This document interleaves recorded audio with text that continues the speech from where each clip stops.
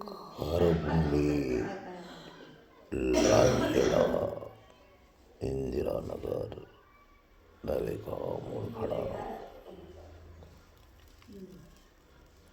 या परिसरात वास्तव्य करणाऱ्या अनेक अल्पभूधारकांना स्वतःच्या व कुटुंबियांच्या उपजीविकेसाठी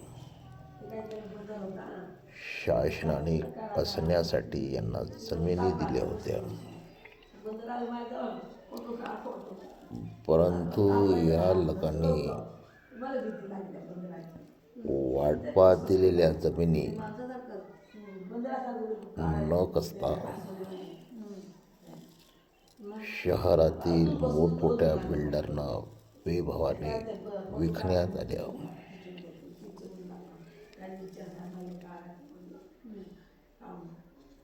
या जमिनी विकताना सदर ही बाब शासनाच्या निदर्शनात येत असताना सुद्धा